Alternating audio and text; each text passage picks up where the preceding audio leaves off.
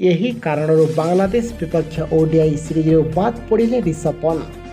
ବାଂଲାଦେଶ ଏବଂ ଭାରତ ମଧ୍ୟରେ ଗତକାଲି ଓଡିଆଇ ପ୍ରଥମ ମ୍ୟାଚ୍ ଢାକାସ୍ଥିତ ବାଂଲା ନ୍ୟାସନାଲ ଷ୍ଟାଡିୟମରେ ଅନୁଷ୍ଠିତ ହୋଇସାରିଛି। ହେଲେ ସେହି ମ୍ୟାଚରେ ଭାରତୀୟ ଟିମ୍ ସହ ପଡ଼ିଆକୁ ଓହ୍ଲାଇ ନାହାନ୍ତି କ୍ରିକେଟର ରିଷଭ ପନ୍ଥ। ତେବେ ୱିକେଟ୍ କିପର ବ୍ୟାଟ୍ସମ୍ୟାନ୍ ରିଷଭ ପନ୍ଥଙ୍କୁ ଏହି ଓଡିଆଇ ସିରିଜର 3ଟି ମ୍ୟାଚରୁ ବାଦ୍ ଦିଆଯାଇଛି ଏବଂ ବିସିସିର ଏକ ପ୍ରେସ୍ ବିଜ୍ଞପ୍ତି ଜାରି କରି ଏହି ବିଷୟରେ ସୂଚନା ଦେଇଛି ଯେ ତେବେ ରିଷଭ ପନ୍ଥଙ୍କୁ ବାଦ୍ ଦିଆଯିବା ନେଇ ସମ୍ପୂର୍ଣ୍ଣ କାରଣ ସ୍ପଷ୍ଟ ହୋଇନଥିବା ବେଳେ ବିସିସି କହିଛି ଯେ ଡାକ୍ତରୀ ଦଳର ପରାମର୍ଶ ପରେ ତାଙ୍କୁ ମୁକ୍ତ କରାଯାଇଛି ଏବଂ ପନ୍ଥ ଆଉଟ୍ ହୋଇଥିବାରୁ କେ ରାହୁଲଙ୍କୁ ପ୍ରଥମ ଓଡିଆଇରେ ୱିକେଟ୍ କିପର ଦାୟିତ୍ୱ ଦିଆଯାଇଛି ଏବଂ ଆହୁରି ମଧ୍ୟ କହିଛି ଯେ ବିସିସି ଡାକ୍ତରୀ ଦଳ ସହ ପରାମର୍ଶ ପରେ ରିଷଭ ପନ୍ଥଙ୍କୁ ଓଡିଆଇ ଦଳରୁ ମୁକ୍ତ କରାଯାଇଛି ଏବଂ ସେ ଟେଷ୍ଟ ସିରିଜ୍ ପୂର୍ବରୁ ଦଳରେ ଯୋଗ ଦେବେ।